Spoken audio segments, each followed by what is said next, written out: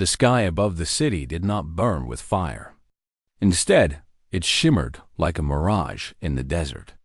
A massive shape blocked the sun, casting a long, cold shadow over the skyscrapers and the busy streets below. It was a spaceship, so large that it seemed to touch the clouds. The metal of the ship was smooth and silver, reflecting the world below like a giant mirror. There was no sound coming from it. It just hung there, heavy and silent, inside the strongest bunker on the planet. The air was cool and smelled like recycled oxygen. This was the command center for the United Earth Defense Coalition. General Mark Vance stood in front of a large holographic table. He was an older man with gray hair and a face lined with worry. He wore a simple military uniform, but the weight on his shoulders was heavier than any metal. Around the room, other officers and scientists sat at their desks, typing furiously on their keyboards. Everyone was afraid. Suddenly, the large screen on the wall flickered to life. A face appeared. It was not human. The creature had pale, gray skin and large, black eyes that seemed to look right through Mark. It wore a helmet that looked like it was made of glass. This was the commander of the alien ship. A robotic voice spoke from the speakers, translating the alien's language into English. "People of Earth," the voice said. It was cold, with no feeling in it. "We are the Krylorian hegemony. You have 3 hours to decide your fate." Mark took a deep breath. He stepped closer to the microphone. "I am General Mark Vance of Earth. What are your demands?" The alien face did not blink. "We do not have demands. We have orders. This planet has resources we need. Your water and your minerals will be taken. If you accept this, we will let you live. If you fight, you will be destroyed." The room went silent. Mark looked at his advisors. A woman named Sarah stood up. "Sir, if we fight, they have technology we have never seen. Their weapons can wipe out cities in seconds. Our missiles might not even reach them." Another advisor, a man named David, shook his head. "But if we surrender, we lose everything. We become slaves. We lose our oceans and our land. We lose our freedom." Mark looked back at the screen. "What happens if we surrender? Do we stay in control?" "You will manage your own cities," the Krylorian commander replied. "But you will not interfere with our operations. You will obey our curfews. You will be allowed to exist, as long as you do not resist." Mark felt a pain in his chest. He had fought in many wars for humanity. He had spent his life protecting people. But looking at the tactical map, he saw the truth. The alien ship was just the vanguard. Deep space scans showed hundreds of other ships waiting just beyond the moon. It was a fleet. "Can we win?" Mark asked Sarah quietly. Sarah looked at the numbers on her screen. She looked sad. "No, sir. The simulations show a 100% casualty rate within the first week if we attack. They are too strong." Mark closed his eyes for a moment. He thought of the cities full of people. He thought of the children playing in the parks and the families living in their homes. If he said no, those people would die. The cities would turn to dust. Earth would become a graveyard. He opened his eyes. He had to make the hardest choice of his life. He had to choose life over pride. He had to choose survival over glory. "Open the channel," Mark ordered. His voice was steady, but inside he felt broken. The technicians connected the signal. The red light on the camera turned on. Mark looked at the alien commander. "We surrender," Mark said. The words tasted like poison in his mouth. "Earth will not fight. We accept your terms. Do not fire on our cities." The alien face did not smile, but the eyes seemed to glow brighter. "A logical choice, General. You are primitive, but you are not foolish. Prepare for our arrival." The screen went black. In the bunker, nobody cheered. Nobody celebrated. They just sat in their chairs, looking down at the floor. They had saved their lives, but they felt like they had lost their souls. Outside, the giant ship began to move. Smaller ships detached from the bottom and flew down toward the planet. They looked like silver needles falling from the sky. The invasion had begun, but there were no explosions. There was no army marching. There was only the quiet acceptance of defeat. On the streets of the city, people gathered in the plazas to watch the sky. A young man named Tom stood near a fountain, holding his girlfriend Lisa's hand. Tom used to be a soldier, but he had retired early. "It's over," Tom said, looking up at the shadows covering the sun. "We gave up." Lisa squeezed his hand tight. "We are alive, Tom. That is what matters. Maybe they will leave us alone mostly." Tom looked at the small ships landing in the distance. "I hope so, but it feels wrong. We just rolled over and showed our bellies." "General Vance knows what he is doing," Lisa said, trying to sound hopeful. "If he says we couldn't win, then we couldn't win. It was suicide to fight." Tom sighed. He remembered his training. He remembered the oath he took to protect the Earth from all enemies, foreign and domestic. Today, the enemy had won without a fight. It felt like a nightmare he couldn't wake up from. "I just hope," Tom whispered, "that they stay satisfied with what we gave them." The days that followed were strange and quiet. The aliens, called the Krylorians, set up bases in the oceans and in the mountains. They built tall, silver towers that hummed with a low vibration. They did not talk to the humans much. They just took what they wanted. Giant machines were lowered into the Pacific Ocean. They pumped millions of gallons of water up into the sky, into the belly of the main ship. In the mines, robotic drones dug deep into the earth, tearing up the land to get at the minerals inside. The humans were told to stay in their homes after sunset. The aliens flew silver drones in the air to watch everyone. If someone broke the curfew, a bright light would shine on them, and a mechanical voice would tell them to go inside. No one was shot, but the fear was always there. General Mark Vance sat in his office, looking at a report. The water levels in the ocean were dropping. The air quality was getting worse because of the mining. The aliens were slowly killing the planet, but they were doing it slowly. "We're trapped," Mark said to himself. "If we attack now, they will just finish what they started. We have to wait. We have to be patient." He stood up and walked to the window. He could see one of the silver towers in the distance. It was beautiful in a terrible way. It was strong. It was powerful. Mark clenched his fist. He had surrendered to save lives.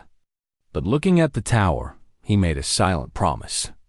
He would not surrender forever. He would watch them. He would learn their ways. He would find a weakness. "We are humans," Mark whispered to the empty room. "We might be down, but we are not out. Not by a long shot." Far away, in the deep mines of the Andes Mountains, a group of workers watched the alien machines drill into the rock. Their supervisor, a man named David, adjusted his hard hat. He was a geologist, not a soldier, but he knew rocks better than anyone. "Be careful," David told his team. "These aliens don't understand this land. They think it's just dirt. But Earth is alive. Sometimes it fights back." One of the younger workers, Ben, looked nervous. "Do you think they will ever leave?" David looked at the drilling machine. It was huge and loud, shaking the ground with every turn. "Everything changes, Ben. Empires rise and fall. Even empires from the stars. We just have to be ready when the time comes." The ground shook slightly beneath their feet. The aliens didn't notice. They kept drilling, going deeper and deeper, ignoring the warning signs that David saw on his scanner. They were arrogant. They thought they owned the planet now. They didn't know that while Earth had surrendered the war, the planet itself had not. And the biggest mistake the aliens would make was thinking that humans were the only thing they had to worry about. Mark, Vance returned to the command table. The map showed red dots all over the world, marking alien bases. It looked like a disease spreading across a healthy body.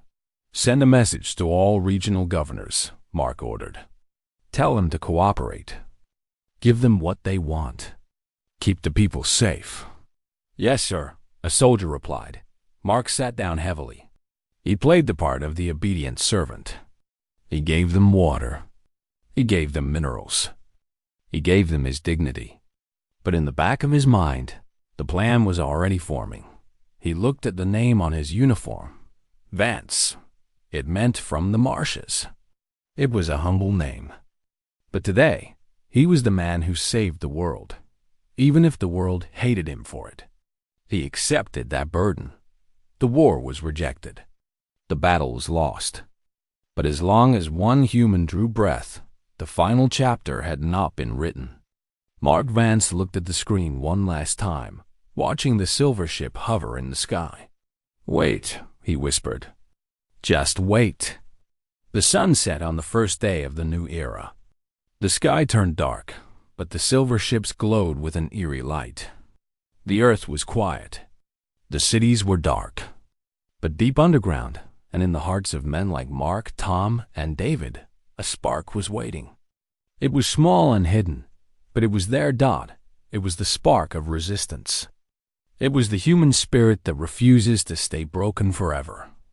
The aliens had taken the skies, but they had not taken the ground beneath their feet. And as they slept in their high-tech ships, the earth beneath them groaned, shifting and settling, waiting for the chance to strike back.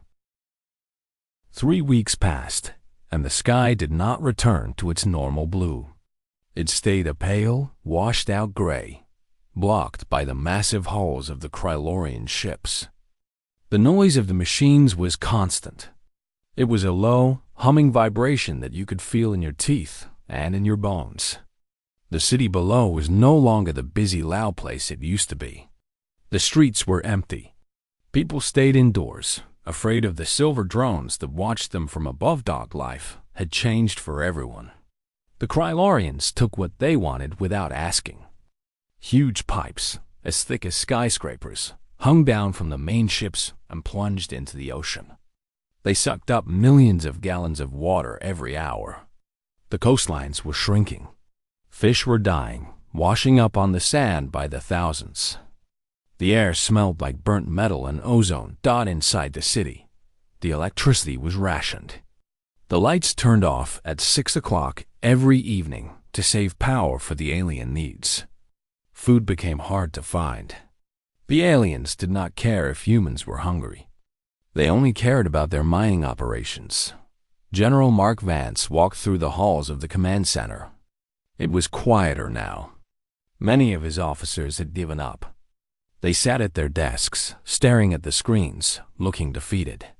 Mark felt tired, but he did not let himself sleep. He watched the monitors. He watched the aliens move. "Report," Mark said to a young soldier named Kevin. Kevin jumped a little. He was tired too. "Sir, the extraction in the Atlantic is at 40%.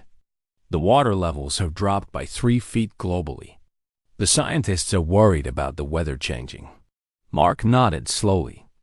"And the people? What is the mood on the streets?" "It is not good, sir," Kevin admitted. "There's no rioting. Everyone is too scared for that. But there is a lot of anger. People feel like cattle. They feel like we are waiting to be slaughtered." "We are not cattle," Mark said sharply. "We are surviving. That is what matters right now." Mark walked away from the desk and looked out of the reinforced window. He could see one of the silver spheres floating in the air. It was a drone. It watched the city with a red eye. It made Mark angry to see it there. But he had ordered his soldiers not to shoot. He had ordered peace. Every time he remembered the day he surrendered, he felt a sharp pain in his chest. But he knew the math. If they fought, the Krylorians would burn the cities to ash. He had bought time with his pride. He just had to figure out what to do with that time. Across the city, in a small, dark apartment, Tom sat on a crate. His apartment building was cold because the heating was turned off most of the day. He wore a thick coat and rubbed his hands together to stay warm. Lisa walked in carrying a box. She looked exhausted. Her hair was messy, and there were dark circles under her eyes. She worked in the supply depot now, sorting out the meager rations the aliens allowed the humans to have. "I got today's food," Lisa said, putting the box on a small table. "It is not much. Some protein bars and a bag of rice." Tom looked at the small amount of food. "Is that for the whole week?" "Yes," Lisa said, sighing. She sat down next to him. "The aliens are taking the rest. They say they need it for their workers." Tom picked up a protein bar and turned it over in his hands. It was hard and tasteless. "I saw a drone today," Tom said quietly. It stopped a kid on the street. The kid was just kicking a ball. The drone shined a light on him and made a loud noise until the kid dropped the ball and ran inside. Lisa put her head on Tom's shoulder. "They are cruel. They enjoy seeing us scared. They treat us like insects." "I hate this," Tom said, his voice getting low. "I hate looking up at the sky and seeing them. I hate that we just gave up." "You know why we did, Tom," Lisa said softly. "General Vance said we would all die if we fought. Do you want to die?" "No," Tom admitted. "But I don't want to live like this either. I am a soldier, Lisa, or I was.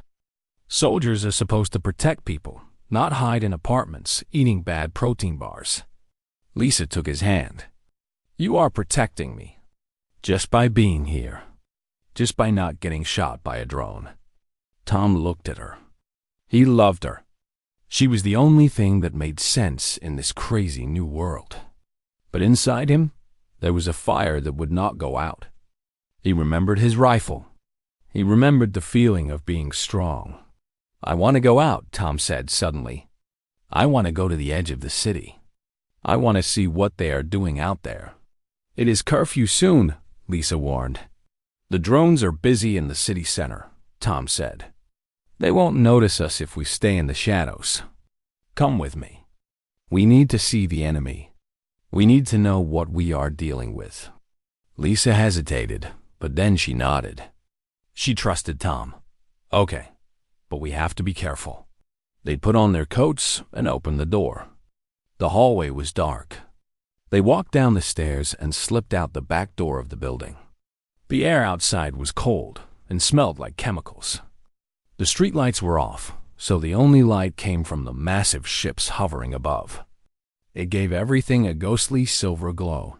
They moved from shadow to shadow, staying close to the walls. They saw no other people. Everyone was hiding. As they got closer to the edge of the city, the ground began to shake. It was a rhythmic thumping sound. Thump, thump, thump. Tom and Lisa climbed up a small hill that overlooked the industrial zone. Tom's eyes went wide when he saw what was there in the middle of the old factory district. The Krylorians had set up a massive mining operation. There were no aliens walking around. They used giant robots. The robots were 20 feet tall, with 6 legs and claws that dug into the concrete. They were tearing up the ground, pulling out metal and rocks and dumping them into floating transports. "They are eating the city," Tom whispered. "They are just taking the land apart." Lisa pointed to the side. "Look over there. The water pipes." Tom looked. Huge pipes were leading out of the city and toward the ocean. But they weren't just taking ocean water. They were drilling into the ground, sucking the water out of the reservoirs deep underground. "They don't care about the ecosystem," Lisa said, her voice shaking with anger. "If they keep doing this, the ground will sink. The city will collapse." Tom watched the robots work. They were fast and efficient. But then he noticed something. The robots were being remote-controlled from the ship. They moved in perfect lines, never looking around.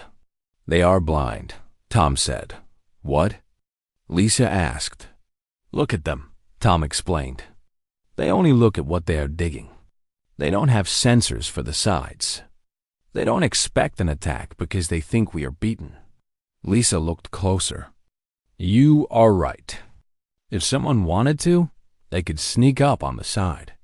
But with what? Tom asked. We don't have weapons. They took all the guns. We still have our minds, Lisa said. We know this city. We know the tunnels. We know the underground. Tom looked at the machines with new eyes. He wasn't just looking at monsters anymore. He was looking at machinery. Everything had a weakness. Even a giant, six-legged robot. Suddenly, a loud siren wailed from the city center. A red light swept over the hill. A drone had spotted them. Run. Tom yelled. He grabbed Lisa's hand, and they sprinted down the backside of the hill. They could hear the buzzing sound of the drone chasing them. They jumped over a fence and scrambled into a narrow alleyway between two old buildings. They pressed their backs against the wall, breathing hard. The drone hovered over the alleyway. The red light searched the darkness. Tom held his breath, clutching a brick he had picked up from the ground. If it came down, he was going to smash it. The drone buzzed for a moment, its light scanning the trash cans and the puddles. Then it turned away. It had lost them. It flew back toward the city center. Tom let out a long breath and dropped the brick. Lisa was trembling. That was too close, she said. But we saw it, Tom said, his eyes bright. We saw what they are doing. We are not blind anymore, Lisa. We know where they are. They walked back to their apartment in silence. The fear was still there, but it was different now. It wasn't a paralyzing fear. It was a sharp, focused awareness. When they got back to the apartment, Tom sat down at the small table. He took a piece of paper and a pen. He started to draw. He drew the map of the industrial zone. He drew the positions of the robots and the paths the drones took. What are you doing? Lisa asked, pouring a glass of water. I'm making a plan, Tom said. Not for today. Not for tomorrow. But for later.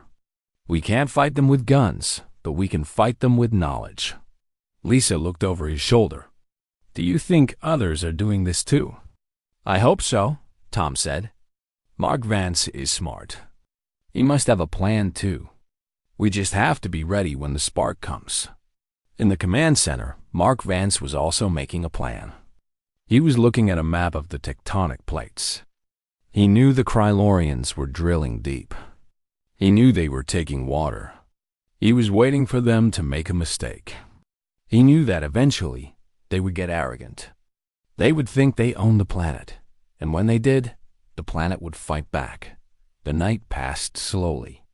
The humming of the ships never stopped. But in the shadows, in small apartments, and in bunkers, the humans were waking up. They were watching. They were learning.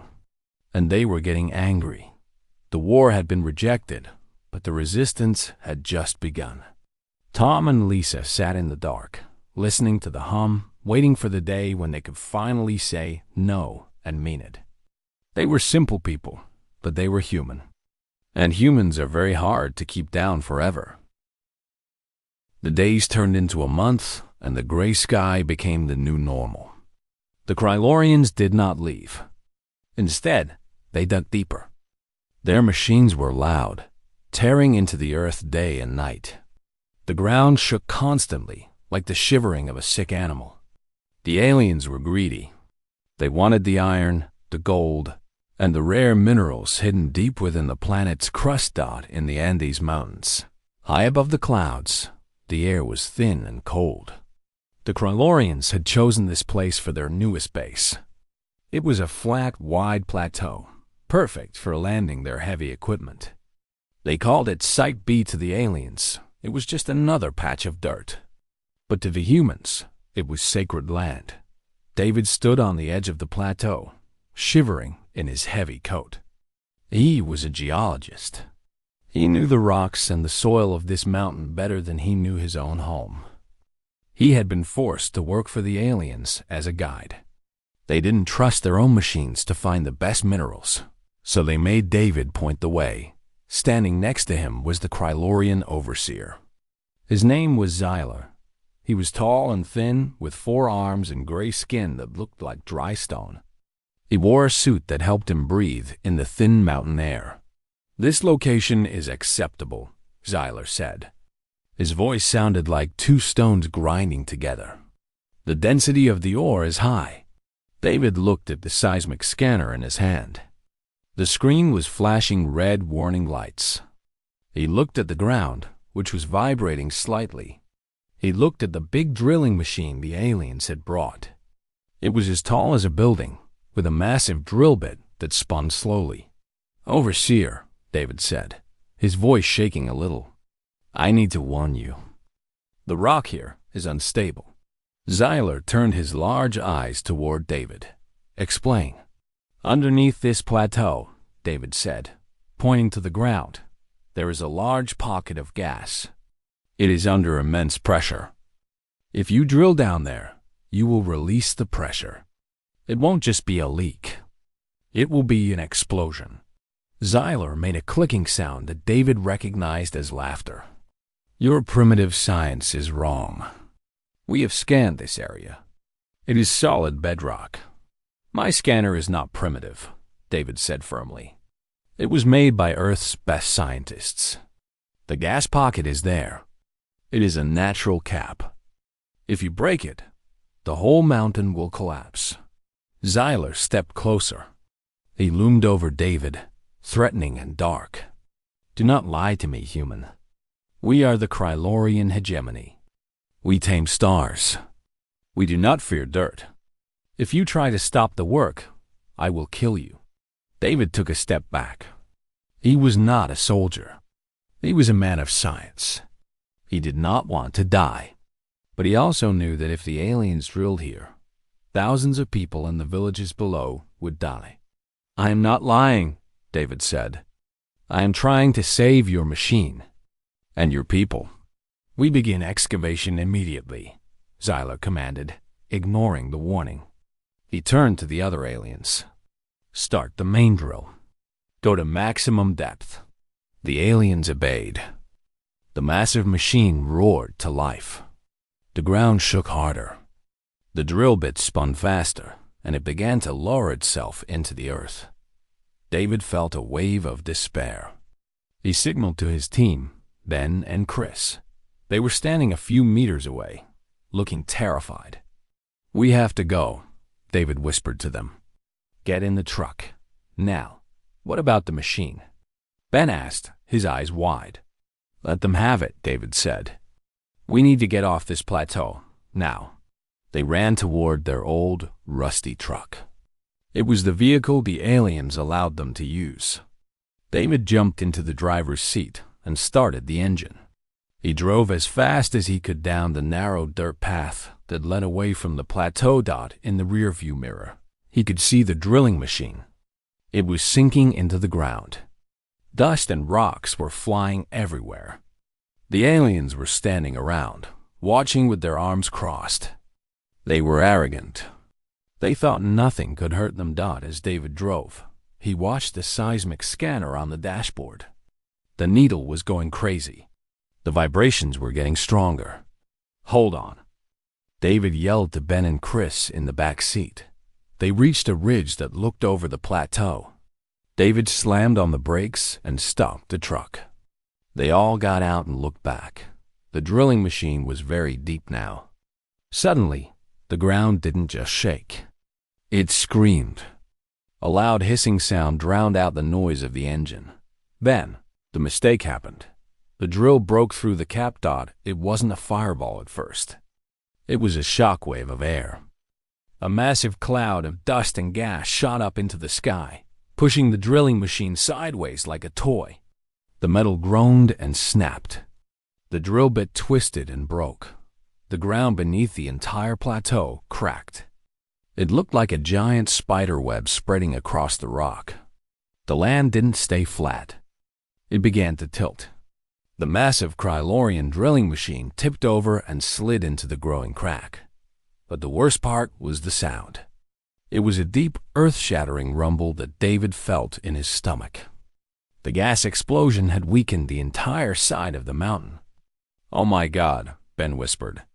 "Look at the ship." Up in the sky, one of the main Krylorian transport ships was hovering to pick up the minerals. It was huge, blocking out the sun. It was connected to the ground by a heavy energy tether to lift the heavy rocks. Because the ground was collapsing, the tether pulled tight. The ship shuddered. It tried to pull up, but the anchor in the ground was stuck in the collapsing rock. The alien pilots panicked. David could see the ship's engines flaring bright blue as they tried to gain altitude. But it was too heavy.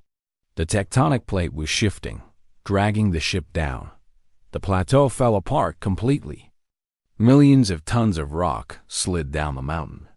The drilling machine was swallowed by the earth. The transport ship was pulled lower. Its engines roared, straining against the gravity of the planet. "It stuck," David said, a strange feeling rising in his chest. It was a mix of horror and satisfaction. It stuck in the fault line. The ship's hull scraped against the rising ground. Sparks flew. The aliens weren't fighting a war anymore. They were fighting the planet itself. And the planet was winning. The transport ship crashed sideways into the side of the mountain, half buried by the landslide. It was broken. Its lights flickered and died.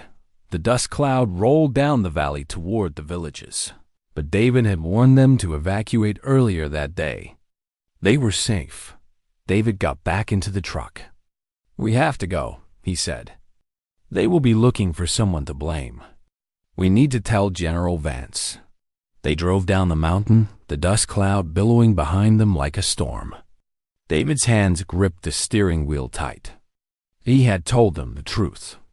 They had ignored him. They had called him primitive. They had forgotten that Earth was not a dead rock floating in space. It was alive. It had shifting plates and boiling magma and high-pressure gas. It was a dangerous place. Hundreds of miles away in the command center, alarms began to blare. General Mark Vance rushed to the main screen. "Report," he shouted.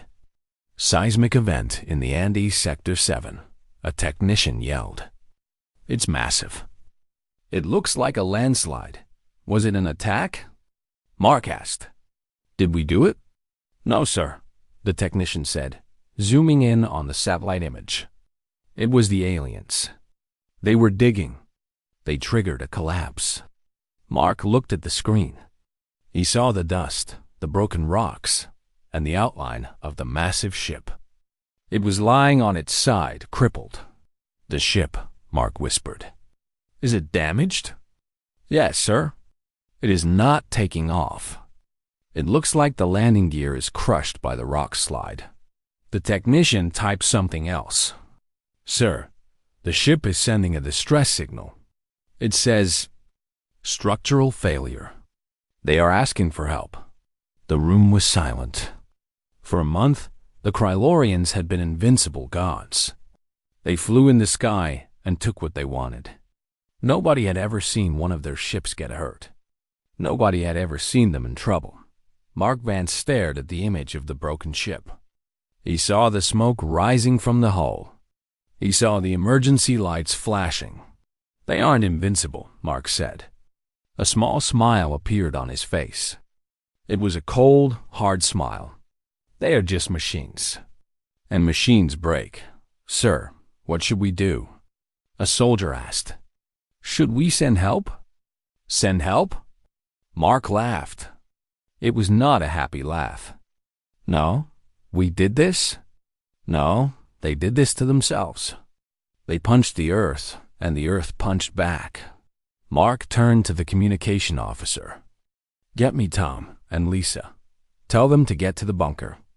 We have a meeting." "Yes, sir." Mark looked back at the screen. The Krylorian fleet was moving other ships to the area to help their fallen comrade.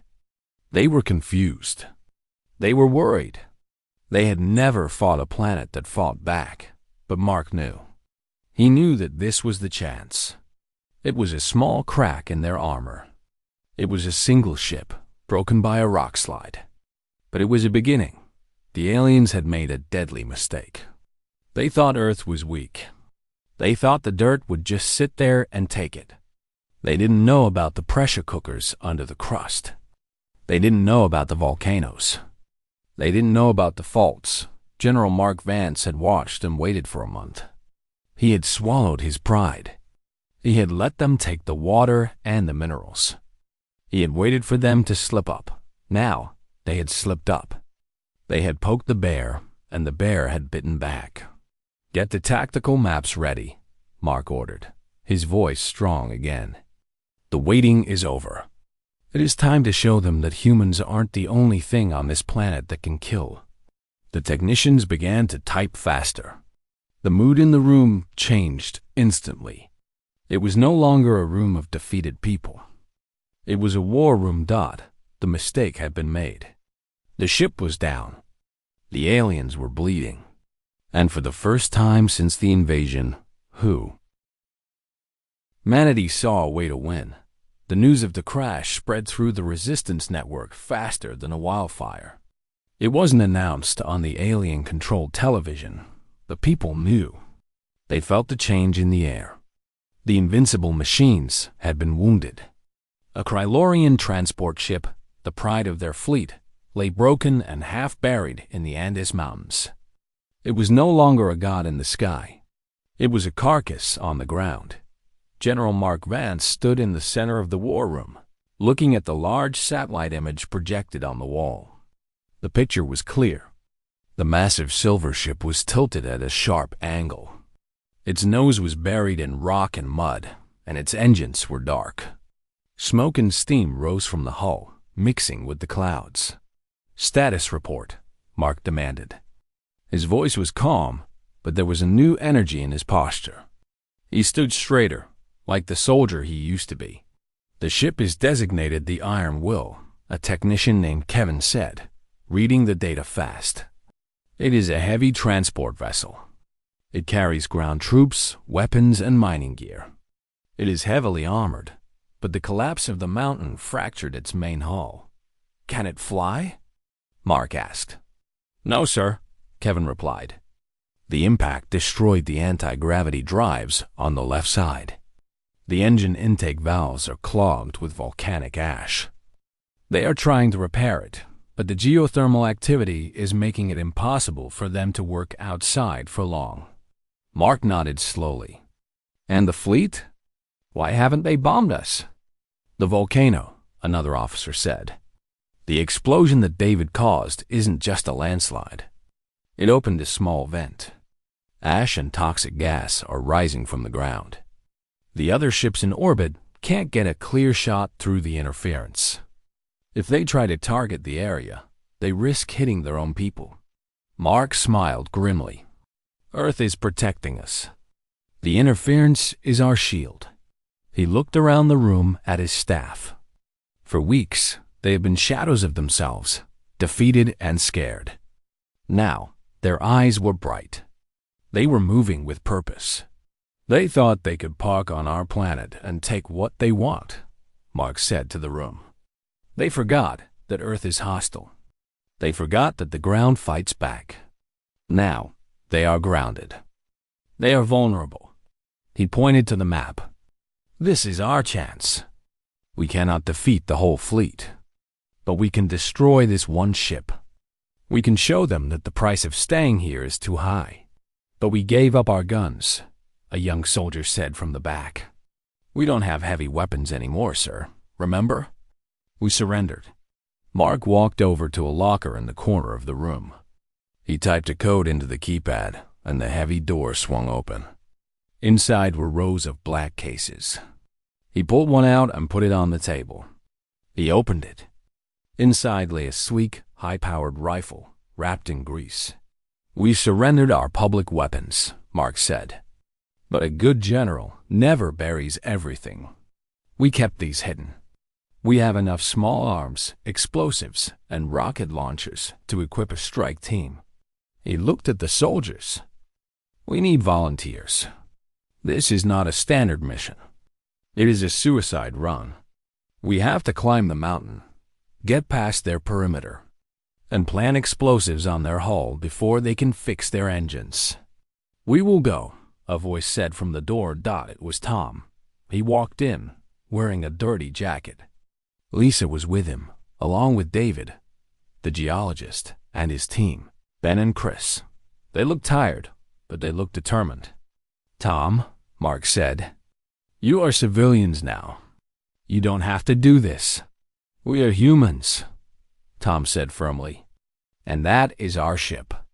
David knows the mountain better than anyone. Lisa knows how to organize logistics. And I know how to fight. We are ready. Mark looked at David. Is the path clear? David stepped forward and unrolled a topographic map. He pointed to a ridge. The aliens are guarding the main road. They expect an attack from the bottom.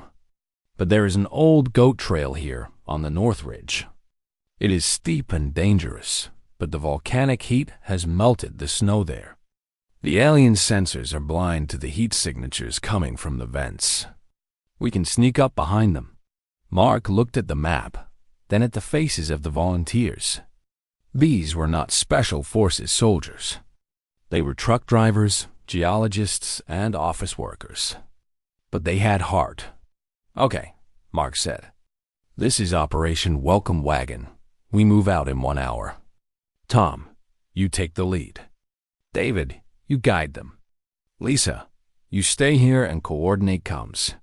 Lisa looked like she wanted to argue, but she nodded.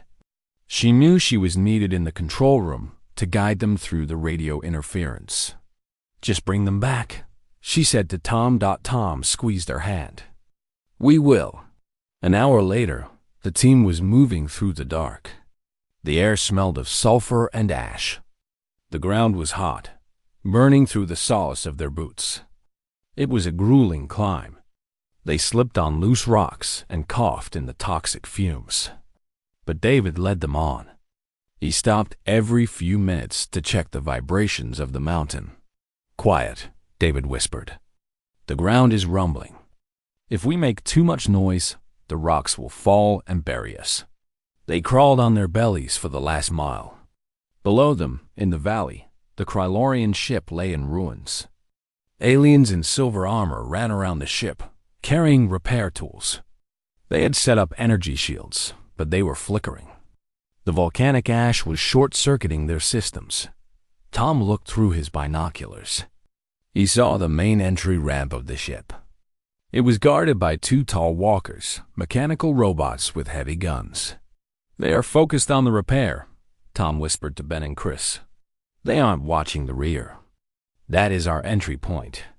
Explosives are ready, Ben said, patting his backpack. We can blow the shield generator. Do it, Mark Vance's voice came through the earpiece. We are jamming their distress signal. We have a small window before they realize we are cutting them off. Tom signaled to the team.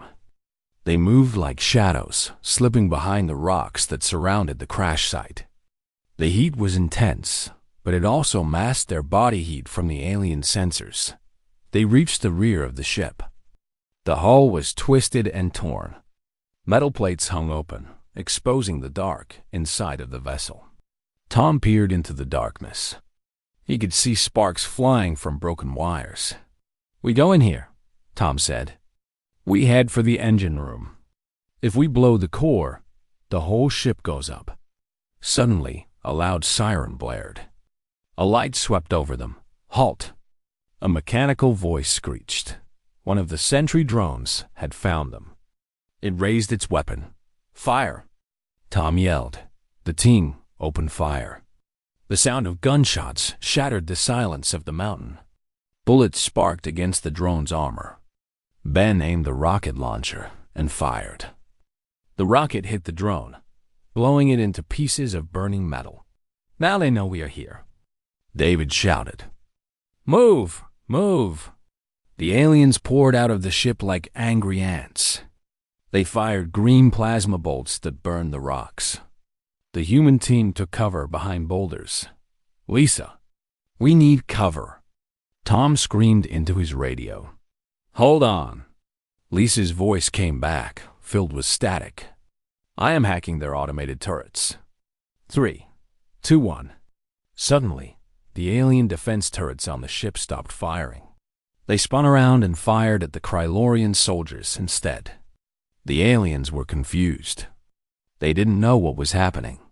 That is our chance, Tom yelled. Charge! They ran up the ramp, shooting as they went. The aliens were strong, but they were disorganized. They were used to fighting from a distance, with shields and air support. They were not used to fighting up close, in the mud and ash, with angry humans who had nothing to lose. Tom kicked open a door to the engineering deck. Plant the charges. Ben and Chris ran to the massive glowing core of the engine. It was pulsing with blue light. The heat coming off it was incredible. I need 5 minutes. Ben shouted over the roar of the engine. You have 2, Tom said. He stood by the door, firing his rifle at the aliens trying to get in. The battle was fierce. The Krylorians were rushing the corridor. Tom was hit in the shoulder by a plasma bolt, but he didn't stop. He gritted his teeth and kept firing. He was not going to die today. He was not going to let Earth lose. General, we are in position, Tom yelled. The charges are set. Get out of there, Tom, Mark Vance commanded. The ship is going to blow. Tom looked at Ben and Chris. They were running back toward him. Go! Go! They turned and ran. They scrambled back through the corridors, out of the ship, and down the rocky slope. The aliens were right behind them. Tom could hear the ticking of the timer in his ear. He ran as fast as his legs could carry him. He slid down the scree on his back, scraping his skin, but he didn't care. He just needed to get to safety. He reached the rest of the team behind a large ridge. They all ducked their heads and covered their ears. Fire in the hole, Ben yelled. A massive explosion shook the mountain. The sound was deafening. Tom looked up just in time to see a bright blue light erupt from the middle of the alien ship. The metal hull peeled apart like a banana skin. A fireball shot into the sky, clearing the ash cloud for a brief moment. The iron will was destroyed. It broke into 2 halves and slid down into the deep crevasse the earthquake had made. The resistance team lay on the ground, breathing hard.